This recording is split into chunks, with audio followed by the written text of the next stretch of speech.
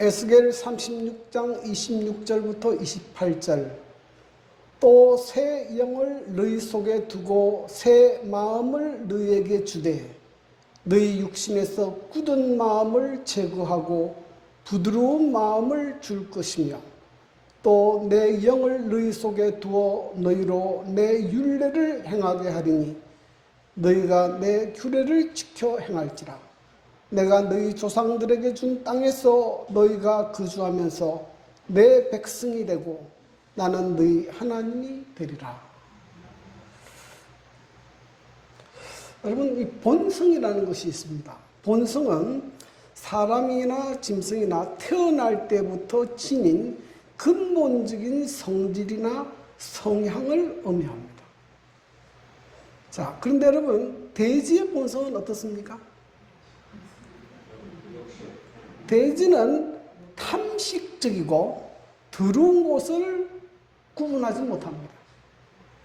그래서 언제나 꿀꿀하고 무리를 쳐박고 그리고 아무 때나 뒹굴어요.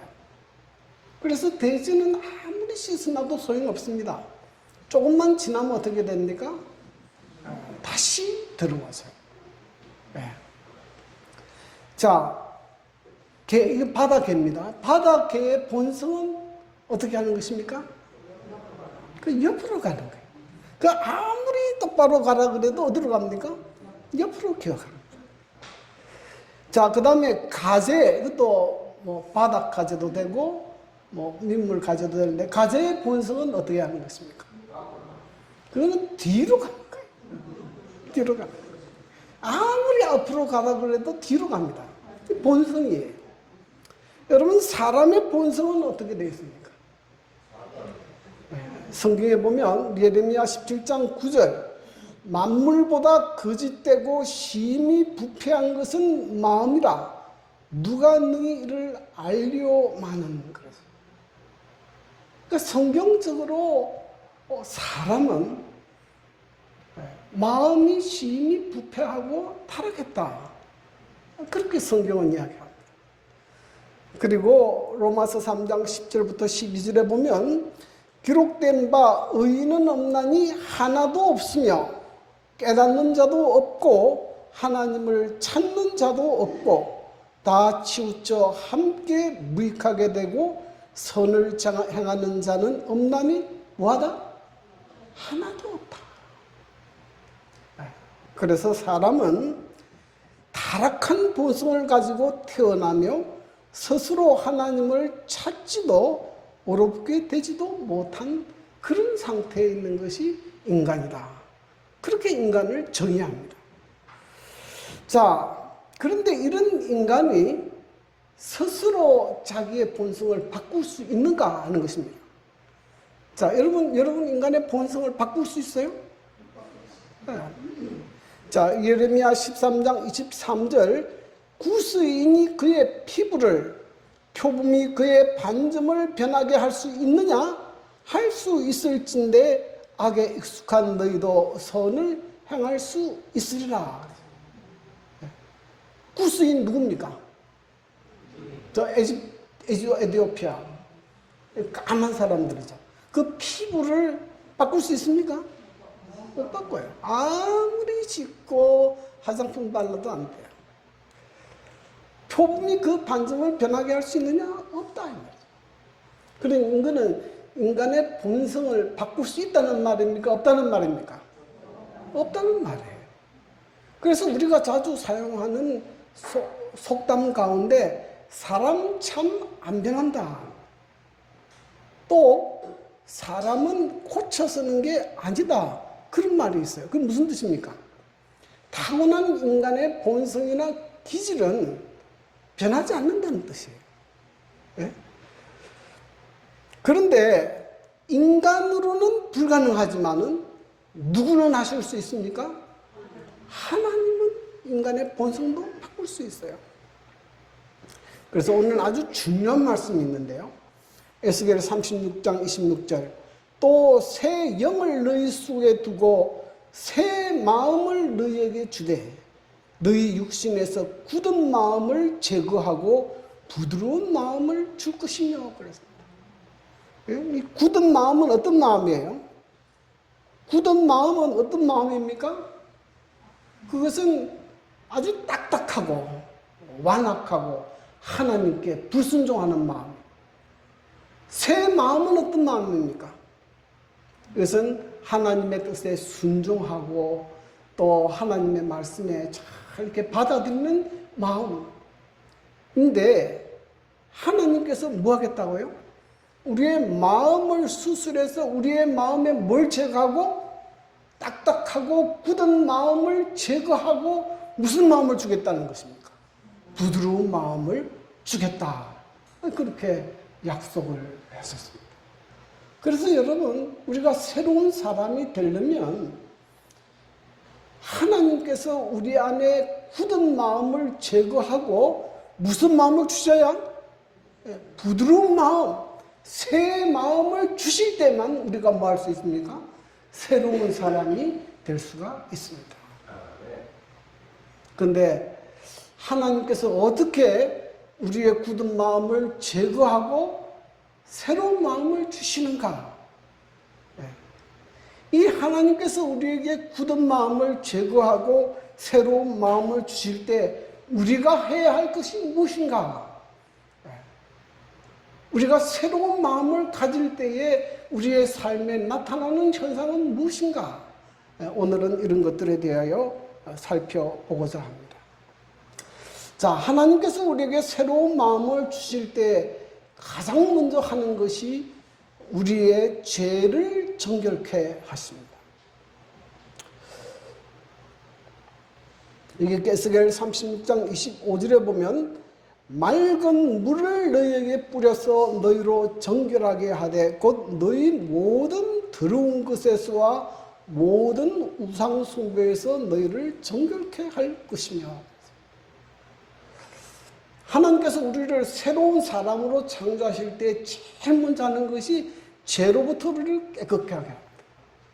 그런데 그것을 오늘 성경은 맑은 물을 너희에게 뿌려서 정결하게 하되 그랬어요. 제가 조금 전에 말씀드린 이스라엘 백성들은 정결 예식이 있습니다.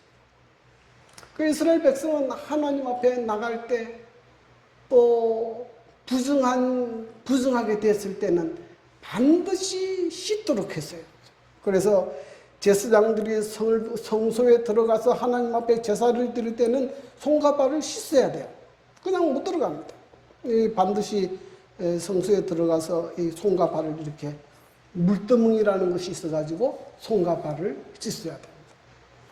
그 다음에 부정한 자들, 시체 접촉한 사람이나 피부병 환자나 유축병 환자나 출산 등으로 부정하게 됐을 때는 몸을 씻고 의복을 세탁한 다음에 공동체로 회복하게 되어 있습니다. 또 이스라엘 백성이 시내산에서 하나님께로부터 십계명을 받기 전에 하나님께서 모든 이스라엘 백성들로 하여금 물로 몸을 씻고 의복을 갈아입도록 했습니다. 이스라엘 백성이 가나안에 들어가 여리고와 전쟁을 치르기 전에도 가장 먼저 성결 예식을 행했습니다. 이것은 우리에게 뭘 의미하는가 하면 하나님께서는 죄와 불결함 속에는 거하실 수 없음을 보여주는 것입니다. 하나님은 죄를 굉장히 싫어하세요. 하나님은 더러운 것도 싫어하십니다. 하나님께서는 죄와 불결함 속에는 거할 수 없음을 보여주는 것입니다. 그래서 우리가 하나님과 함께 하려면 먼저 뭐 해야 됩니까? 우리의 죄를 씻어야 돼요. 씻어야 돼요.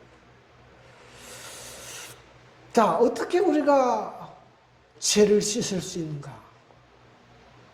우리 힘으로는 불가능해요. 근데 언제 하나님께서 우리의 죄를 씻어주시는가 하면 우리가 죄를 자각하고 통회할 때 하나님께서 우리의 죄를 씻어주십니다. 이 시편 51편 17절 하나님께서 구하시는 제사는 상한 심령이라 하나님이여 상하고 통회하는 마음을 주께서 멸시하지 아니하시리이다.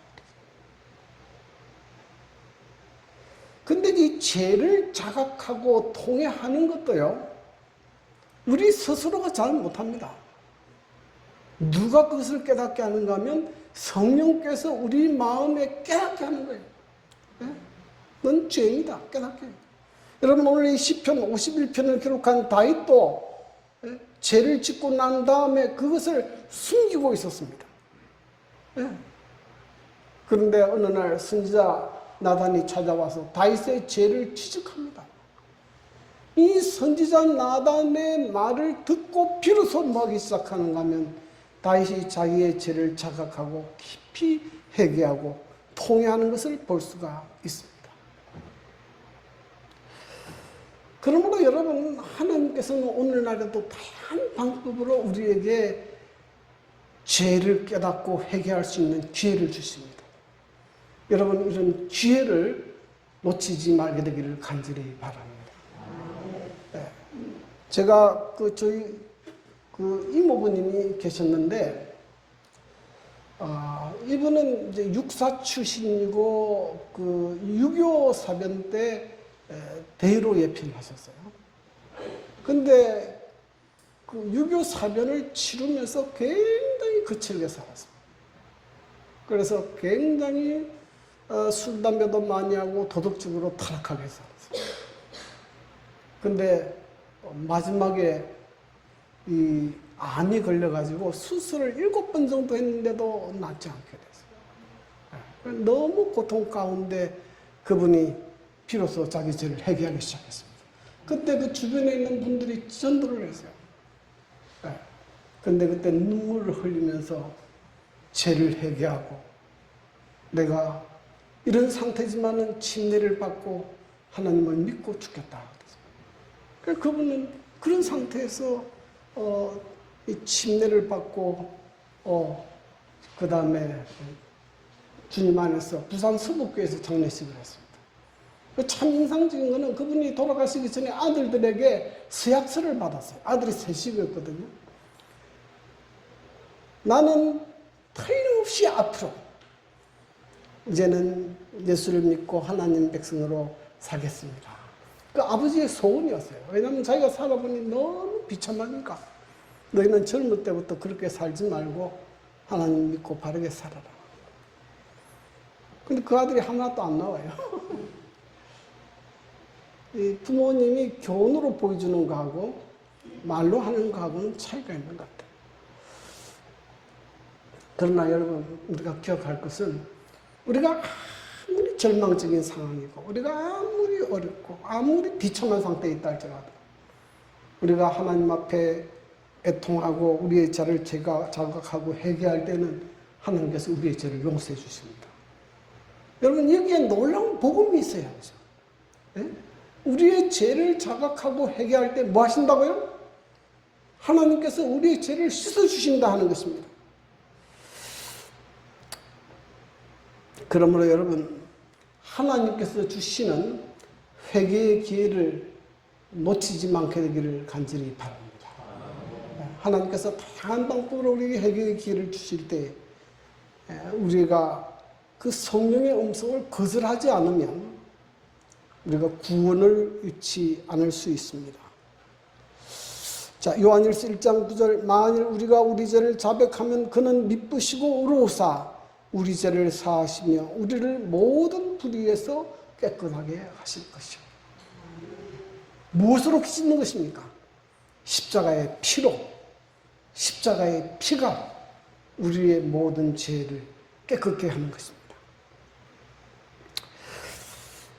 자, 에스겔 26장 31절 그때에 너희가 악한 길과 너희 좋지 못한 행위를 기억하고 너희 모든 죄악과 가증한 일로 말미암아 스스로 믿게 보리라. 이 하나님께로부터 정경함을 받는 사람의 특징이 나오는데 그때는 이 사람들은 과거에 행했던 모든 죄악과 가증한 일로 말미암아 뭐 한다고요? 스스로 믿게 본다. 죄를 미워하게 된다는 거죠. 그래서 내가 하나님께로부터 죄를 씻음 받았는가 그렇지 않는가를 뭘 보고 아는가 하면 아직도 내 마음에 죄를 사랑하는가 아니면 죄를 미워하는가 이걸 보면 알 수 있는 거예요. 내가 예수를 믿고 교회를 다녀도 여전히 죄를 사랑하고 그런 삶을 살고 있다고 하면 그 사람은 예수님께로부터 깨끗함을 받지 못한 사람이에요. 우리가 예수님께로부터 깨끗함을 받게 될 때는 우리의 마음속에 죄를 미워하는 현상이 일어나게 됩니다. 그 다음에 두 번째로 하나님께서 굳은 마음을 제거하고 부드러운 마음을 주십니다. 에스겔 36장 26절 27절 또 새 영을 너희 속에 두고 새 마음을 너희에게 주되 너희 육신에서 굳은 마음을 제거하고 부드러운 마음을 줄 것이며 또 내 영을 너희 속에 두어 너희로 내 율례를 행하게 하리니 너희가 내 규례를 지켜 행할지라. 이 굳은 마음은 하나님께 순종하지 않고 완고하며 회개하지 않는 마음, 예수님의 비유 가운데 길가와 같은 마음입니다. 부드러운 마음은 하나님의 말씀과 뜻에 민감하고 순종하는 마음이에요. 예수님의 비유 가운데 옥토와 같은 마음입니다.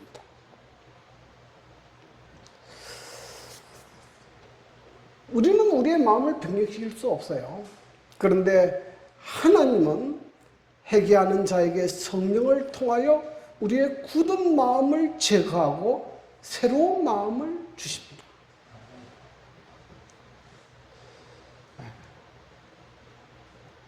그런데 우리가 하나 기억할 것은 이것이 자동적으로 주어지는 것이 아닙니다. 여기 보니까 이렇게 말씀하셨죠?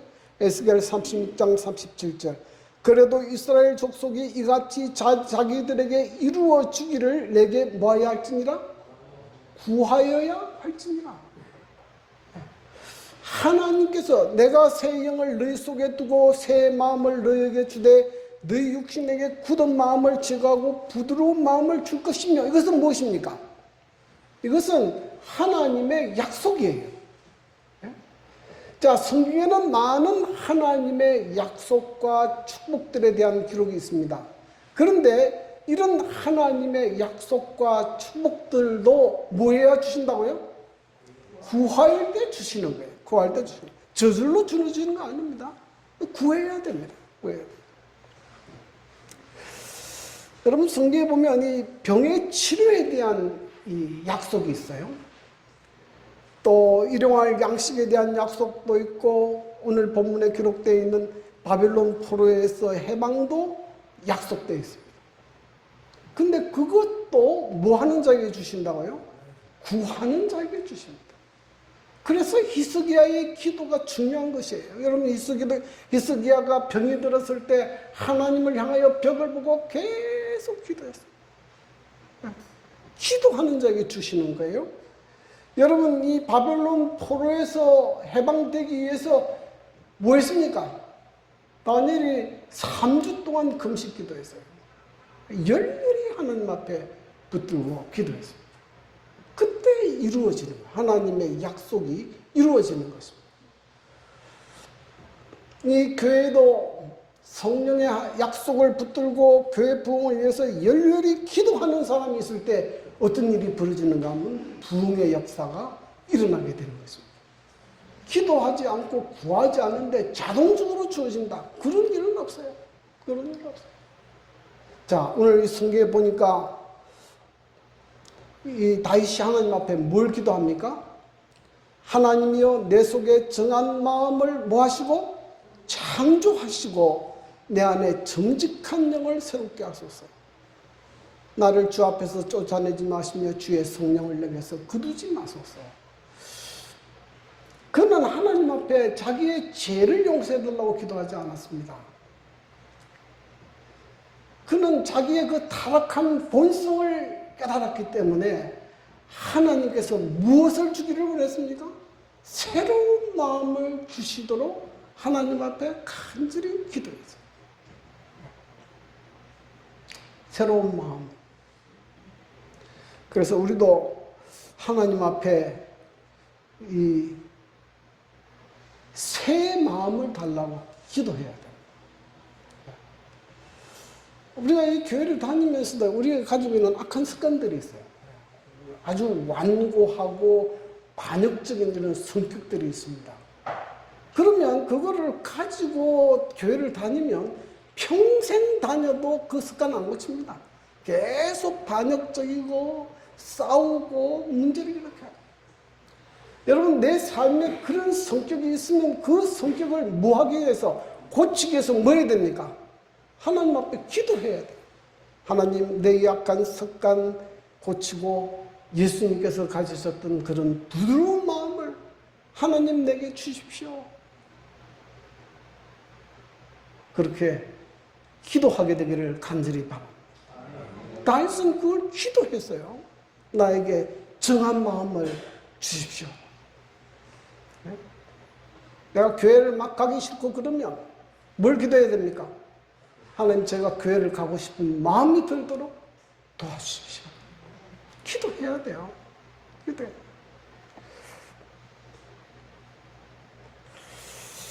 그리고 또 중요한 기도를 드렸는데, 주의 성령이 내게서 거두지 말도록 기도하고 있습니다.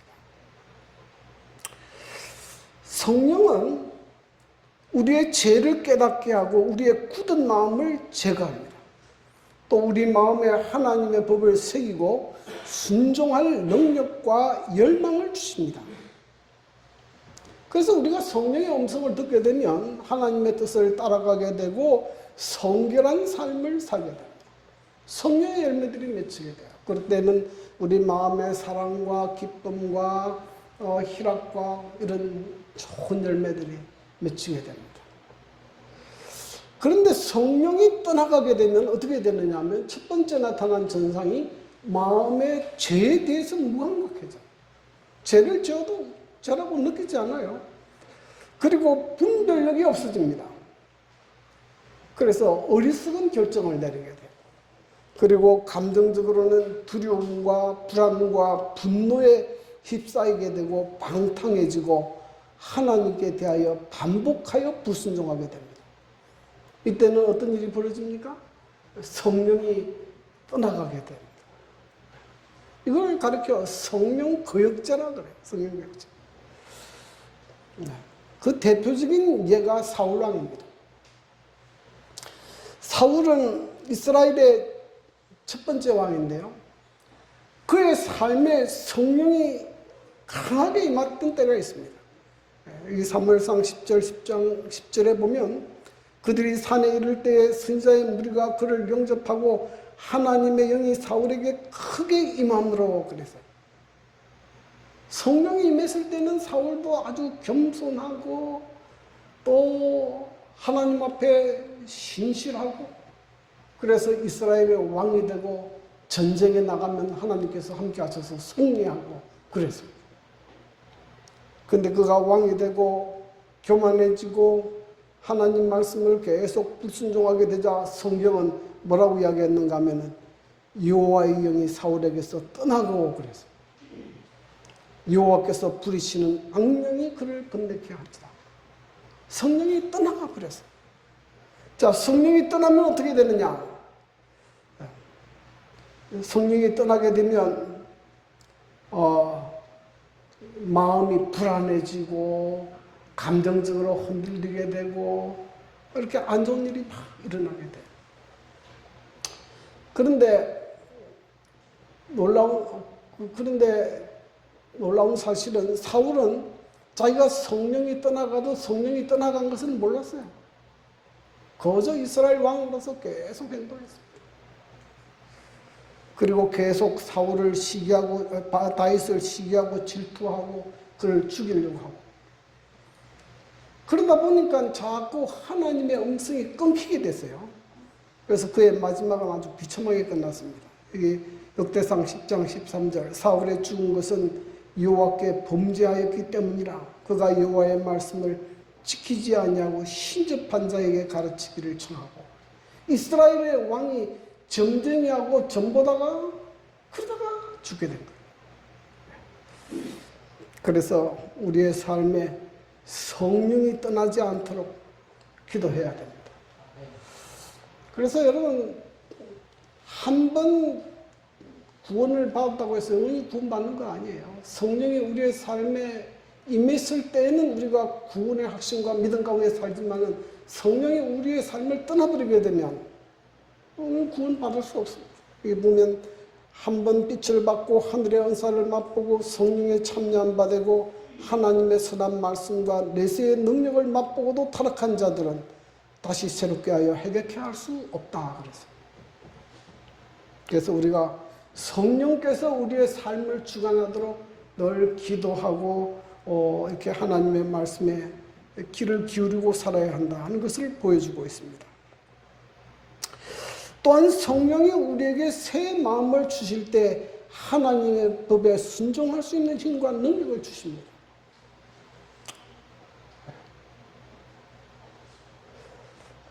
에스겔 36장 27절 또 내 영을 너희 속에 두어 너희로 내 율례를 행하게 하리니 너희가 내 규례를 지켜 행할지라. 그래서 옛날에는 형벌과 심판이 무서워서 엄감 때문에 지키는 것이 아니라 이제는 하나님의 은혜와 사랑을 깨닫고 기쁜 마음으로 지키게 됩니다. 이것이 그리스도인이 율법을 지키는 모습입니다. 그래서 하나님께서 성령께서 내게 새 마음을 주시지 않으면 하나님의 법을 지키는 것이 불가능해요. 여러분, 억지로 계명을 지키는 것 그것만큼 힘든 게 없어요.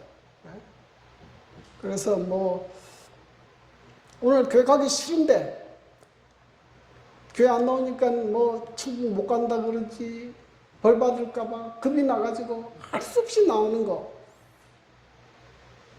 그것은 성령이 하시는 일이 아닙니다.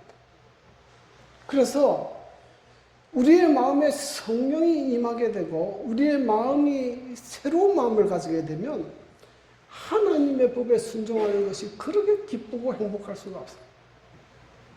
그래서 여러분이 새로운 마음을 가지고 있는가 없는가를 뭘 보고 알 수 있는가 하면 하나님의 법을 지키는 것이 기쁘고 행복한가 아니면 억지로 지키는가, 그걸 보면 구분할 수 있어요. 여러분, 하나님의 법을 지키는 것이 기쁘고 행복합니까? 아니면 억지로 지키는 거예요?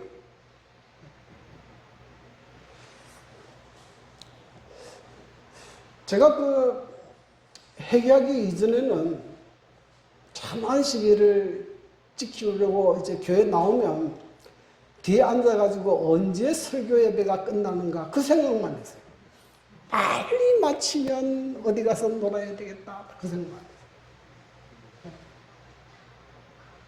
그리고 우리 교회에서 오징어나 그런 거 먹지 못하게 하지 않습니까? 제가 이제 영남 삼육중학교를 다녔는데 그때 통영에 살았는데 부산 진역에서 기차를 타고 올라갔어요. 근데 그 부산 진역 광장에 마른 오징어를 굽는데 그 냄새가 얼마나 좋은지. 그래서 사실은 아무도 없을 때 하나 사 먹었죠. 근데 사 먹었는데 맛이 없더라고요. 맛이 없어. 그래서 참 힘들었어요. 근데 제가 하나님의 은혜로 회개하게 되고 새로운 마음을 갖게 되니까 이 하나님의 법을 지키는 것이 너무너무 행복해요. 제가 하나님의 법을 따라 딱 사니까 우선 가장 먼저 무슨 변화가 일어나냐면 가정의 변화가 일어나요. 가정의 회복이 일어나요. 가정이 다 안정되죠. 행복하고. 여러분이 보실 때는 제가 어떻게 보이는지 모르지만 제가 태어날 때는 약골로 태어났습니다. 제가 굉장히 약했어요. 근데 하나님께서 주시는 대로 이 건강 기별에 따라서 이게 먹고 마시고 살다 보니까 특별히 아픈 데는 없어요. 아픈 데가 없어요. 건강해요. 자녀들도 믿음 안에서 자라다 보니까 다 뭐 이렇게 뭐 아주 유명한 부자가 그런 건 아니지만 그리고 다 행복한 가정을 이루고 있어. 그래서 나는 그 하나님의 법을 따라 사는 것이 너무너무 기쁘고 행복해. 이것이 성경이 우리에게 가르치는 계명을 지키는 이유입니다. 이걸 지켜서 우리가 구원을 얻고 천국 가고 그런 게 아니에요. 예? 우리가 하나님의 사랑을 깨닫고 구원을 얻게 되고 하나님께서 우리에게 새로운 마음을 주시면 자연적으로 그런 현상이 일어나는 거예요. 그래서 성경에 보면 신명기 10장 13절 내가 오늘 내 행복을 위하여 내게 명하는 여호와의 명령과 규례를 지킬 것이 아니냐. 요한복음 14장 15절 너희가 나를 사랑하면 뭐하리라? 나의 계명을 지켜랍니까? 지키리라 합니다. 지키게 되는 거예요. 지키게 돼요. 네. 자, 그때 어떻게 됩니까? 그때 너희는 내 백성이 되고 나는 너희 하나님이 되리라.